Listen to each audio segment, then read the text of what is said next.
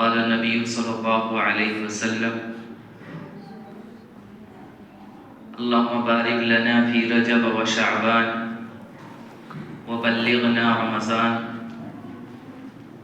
او كما قال النبي صلی اللہ علیہ وسلم۔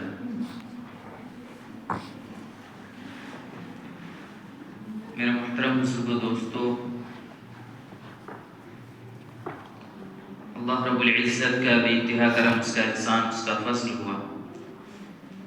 کہ اللہ تبارک و تعالی نے ہم سب لوگوں کو اس پرنور مجلس کے اندر بیٹھنے کی، کچھ دیر دین کی بات کہنے اور سننے کی توفیق نصیب فرمائی۔ میرے محترم بزرگوں دوستو، جیسا کہ آپ حضرات کو معلوم ہے کہ یہ جو مہینہ چل رہا ہے یہ شعبان کا مہینہ ہے اور بڑا مبارک مہینہ ہے، کیونکہ یہ وہ مہینہ ہے کہ جس مہینے کے بارے میں اللہ کے رسول جناب محمد عربی صلی اللہ علیہ وسلم نے فرمایا شعبان شہری و رمضان شہر اللہ، کہ شعبان میرا مہینہ ہے اور رمضان اللہ کا مہینہ ہے۔ اس مہینے میں اللہ کے رسول جناب محمد عربی صلی اللہ علیہ وسلم کا معمول یہ تھا کہ آپ علیہ السلام کثرت سے اس مہینے میں روزہ رکھا کرتے تھے، کیونکہ یہ مہینہ گویا کہ استقبال ہے رمضان کے مہینے کا۔ تو آپ صلی اللہ علیہ وسلم رمضان کی تیاری اسی شعبان کے مہینے سے شروع کر دیتے تھے کہ شعبان میں کثرت سے روزہ رکھا کرتے تھے۔ حضرت عائشہ صدیقہ رضی اللہ تعالی عنہ فرماتی ہیں کہ آپ علیہ السلام چونکہ اس مہینے میں کثرت سے روزہ رکھا کرتے تھے تو میرے جو روزے قضا ہو جاتے تھے رمضان کے اندر نسوانی مجبوری کی وجہ سے، تو میں آپ صلی اللہ علیہ وسلم کے ساتھ شعبان کے اندر کثرت سے ان کی قضا کیا کرتی تھی۔ چونکہ آپ صلی اللہ علیہ وسلم بھی کثرت سے روزہ رکھ رہے ہیں تو آپ صلی اللہ علیہ وسلم کے ساتھ بھی میرا روزہ آسان ہو جاتا تھا۔ تو حضرت عائشہ صدیقہ رضی اللہ تعالی عنہ کا یہ بیان یہ دلالت کرتا ہے اس بات پر کہ آپ صلی اللہ علیہ وسلم رمضان کی تیاری شعبان ہی سے شروع کر دیا کرتے تھے۔ البتہ آپ صلی اللہ علیہ وسلم کا فرمان یہ بھی ہے کہ شعبان کے مہینے میں اخیر دنوں کے اندر آپ صلی اللہ علیہ وسلم نے روزہ رکھنے سے منع بھی فرمایا۔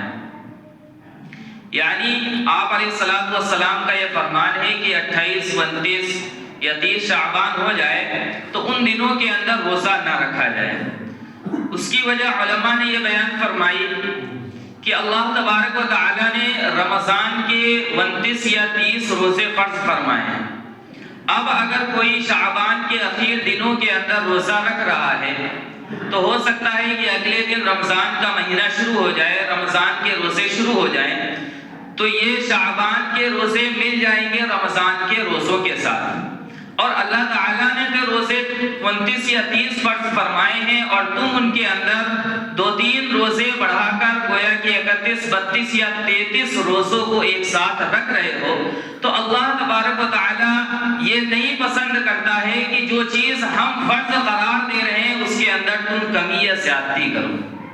اس سے آپ اندازہ لگا سکتے ہیں کہ اللہ تبارک و تعالیٰ اور اللہ کے رسول جناب محمد عربی صلی اللہ علیہ وسلم قطعاً اس بات کو پسند نہیں فرماتے ہیں کہ جو چیز ہم نے فرض کی ہے، جو چیز تم پر لازم کی گئی ہے، اس کے اندر ذرہ برابر بھی تم کمی کر سکو یا بیشی کر سکو۔ اس کے اندر ذرہ برابر تم کو یہ اجازت نہیں ہے کہ تم کمی یا بیشی کر سکو، کیونکہ دین نام ہے اطاعت کا۔ اللہ تبارک و تعالیٰ نے جس بات کا تمہیں حکم دے دیا ہے اب اتنا ہی کرنا ہے، آپ اس میں بڑھوتری نہیں کر سکتے۔ اللہ تعالیٰ نے ظہر کی 4 رکعت فرض قرار دی ہے تو آپ 4 ہی پڑھیں گے، ایک بڑھا کر 5 نہیں پڑھ سکتے۔ جمعے کی 2 رکعت اگر فرض ہے تو 2 ہی پڑھی جائیں گی، بڑھا کر 3 نہیں پڑھی جائیں گی۔ مغرب میں اگر 3 رکعت فرض ہیں تو آپ 3 ہی پڑھ سکتے ہیں، 4 نہیں پڑھ سکتے۔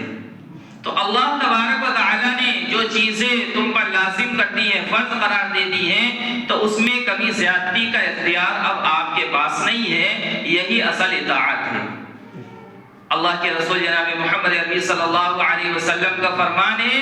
کہ سحری جو ہے اخیر وقت میں کیا کرو۔ کیوں؟ کہ اللہ تبارک و تعالیٰ نے ایک وقت مقرر کیا ہے کہ اس وقت سے لے کر فلاں وقت تک تم پر روزہ فرض کیا گیا ہے، اس درمیان تم کچھ نہ کھا سکتے ہو نہ پی سکتے ہو۔ اب اگر کوئی انسان چاہے کہ ابھی وقت ختم نہیں ہوا ہے اور اس سے 2-3 گھنٹہ پہلے ہی سحری کر لے، تو گویا کہ اپنے اوپر اس بات کو لازم کر رہا ہے کہ اللہ تعالیٰ نے تو 12 گھنٹے کا روزہ فرض کیا ہے اور وہ اپنے ذمے 13 یا 14 گھنٹے کا روزہ لازم کر رہا ہے۔ یہی وجہ ہے کہ اللہ کے رسول صلی اللہ علیہ وسلم نے یہ بھی حکم دیا ہے کہ جب افطار کا وقت ہو جائے تو فوراً افطار کر لو، اس کے اندر تاخیر نہ کرو، کیونکہ اب اللہ تبارک و تعالیٰ کا حکم آ گیا ہے کہ تم کھاؤ۔ جب اللہ تبارک و تعالیٰ کا حکم تھا نہ کھانے کا، تو اب یہ تمہارے ذمہ لازم ہے کہ تم نہ کھا سکتے ہو نہ پی سکتے ہو، لیکن جب اللہ تبارک و تعالیٰ کا حکم آ گیا کھانے کا، تو اب تمہارے لیے کھانا ضروری ہو گیا۔ اب اگر اس کے اندر تم تاخیر کر رہے ہو، گویا کہ اللہ کی نافرمانی میں تم جا رہے ہو، اللہ کی نافرمانی میں تمہارا شمار ہوگا۔ اللہ تبارک و تعالیٰ نے جس چیز کا تمہیں حکم دیا ہے اس کی قدردانی تم نہیں کر رہے۔ تو دین اس چیز کا نام نہیں ہے کہ ہم کھانے سے رک جائیں یا پینے سے رک جائیں یا جو ہے ہم اپنے پیٹ کو بھوکا رکھیں، نہیں۔ اللہ تبارک و تعالیٰ، اللہ کے رسول صلی اللہ علیہ وسلم کے فرامین تو یہ ہے کہ دین تو نام اصل جو ہے اطاعت کا ہے، کہ جس وقت جو حکم اللہ تبارک و تعالیٰ کا اور اللہ کے رسول کا آ جائے اس کو تمہیں پورا کرنا ہے۔ اس کے اندر نہ آپ کمی کر سکتے ہیں نہ زیادتی کر سکتے ہیں۔ اگر آپ کمی کریں گے تب بھی گنہگار ٹھہریں گے، اور اگر زیادتی کریں گے تب بھی گنہگار ٹھہریں گے۔ اسی وجہ سے جو احکامات ہم پر لاگو کیے گئے ہیں انہی چیزوں کو ہمیں پورا کرنا ہے۔ اپنی طرف سے دین کے اندر کوئی چیز اگر ہم بڑھا رہے ہیں تو اس کے بارے میں اللہ کے رسول صلی اللہ علیہ وسلم نے فرمایا کہ کل بدعۃ ضلالہ وکل ضلالۃ فی النار، کہ ہر ایک بدعت گمراہی ہے اور ہر گمراہی جہنم لے جانے والی ہے۔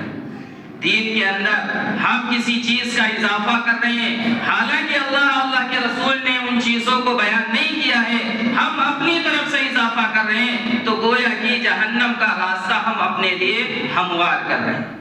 اس لیے خاص طور سے ان چیزوں کو دیکھنے کی ضرورت ہے، سمجھنے کی ضرورت ہے کہ کہیں ایسا تو نہیں ہے کہ دین کے کام ہم دین سمجھ کے کر رہے ہوں، حالانکہ وہ نہ اللہ تبارک و تعالیٰ نے ان کا حکم دیا ہو نہ اللہ کے رسول نے اس کا حکم دیا ہو، ہم تو دین سمجھ کے کر رہے ہیں، حالانکہ وہ نہ دین ہے نہ ان کا دین سے کوئی تعلق ہے، اور ہم اپنے جہنم کے راستے کو تیار کر رہے ہیں۔ میرے محترم بزرگوں دوستو، یہ جو مہینہ شعبان کا مہینہ ہے، اس میں آپ صلی اللہ علیہ وسلم کا معمول یہی تھا کہ آپ صلی اللہ علیہ وسلم کثرت سے روزہ رکھا کرتے تھے۔ یہی وجہ ہے کہ یہ وہ مہینہ ہے کہ عام مہینوں کے مقابلے میں اگر اس مہینے کے اندر نفلی روزے رکھے جائیں تو اللہ تبارک و تعالیٰ اس کا ثواب بڑھا کر عطا فرماتے ہیں۔ اس مہینے میں ایک رات آتی ہے جو ہے 15ویں اور 14ویں کے بیچ کے درمیان میں جو رات ہوتی ہے، جس کو ہم اور آپ شب برات کے نام سے جانتے ہیں، اس رات کی بھی بہت کثرت سے فضیلت احادیث کے اندر وارد ہوئی ہے۔ حالانکہ بعض حضرات کا کہنا یہ ہے کہ اس رات کی کوئی فضیلت نہیں ہے، لیکن محققین و علماء کرام کا کہنا یہی ہے کہ تقریباً 17 صحابہ کرام ایسے ہیں کہ جن سے اس رات کی فضیلت وارد ہوئی۔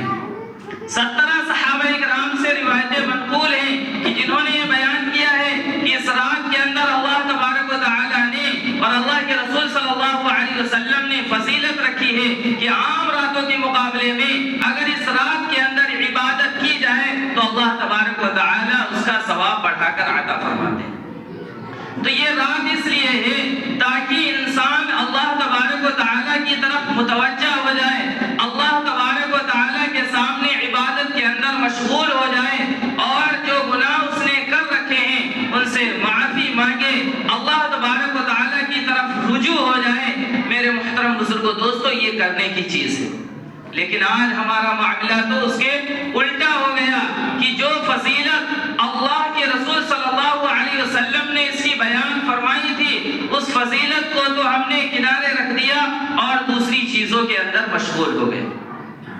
دین کے اندر اگر کسی نئی چیز کا اضافہ کیا جائے گا وہی بدعت ہے اور وہی گمراہی ہے اور وہی جہنم لے جانے والی ہے۔ اگر اس رات کے اندر ہم اپنی طرف سے عبادتوں کو مخصوص کریں گے اور ایسی چیزوں کو شامل کریں گے جس کو اللہ کے رسول نے بیان نہیں کیا ہے تو وہی بدعت قرار دی جائے گی۔ اس رات کے اندر اگر ہم یہ سمجھیں کہ حلوہ بنانا اور اس کو کھانا یہ ایک عبادت ہے، اگر عبادت کے سمجھ کے ہم اس کو کر رہے ہیں تو یہی تو بدعت ہے،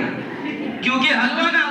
اللہ کے رسول صلی اللہ علیہ وسلم نے بنایا، نہ صحابہ اکرام نے بنایا، نہ تابعین تبع تابعین نے مجتہدین نے بنایا، غرض کی کسی نے نہیں بنایا ہے نہ بنانے کا حکم دیا ہے۔ اب اگر کوئی حلوہ دین سمجھ کے بنا رہا ہے یا یہ سمجھ کے بنا رہا ہے کہ اس دن حلوہ بنانا ضروری ہے اور شریعت کا ایک حصہ ہے، اس رات کا ایک حصہ ہے، تو گویا کہ وہ بدعت کا کام کر رہا ہے اور ہر بدعت جہنم لے جانے والی۔ اس لیے میرا محترم بزرگوں دوستو، جب شیطان نے دیکھا کہ جب یہ اللہ کے رسول صلی اللہ علیہ وسلم نے ایک مخصوص رات رکھی ہے کہ اس رات میں لوگ اللہ کی طرف متوجہ ہو جائیں گے، اللہ تعالیٰ کے سامنے گڑ گڑائیں گے، اللہ تعالیٰ سے معافی مانگیں گے، ان کے گناہ معاف ہو جائیں گے، تو شیطان نے یہ سوچا کہ اس طرح تو ہمارا نقصان ہو جائے گا،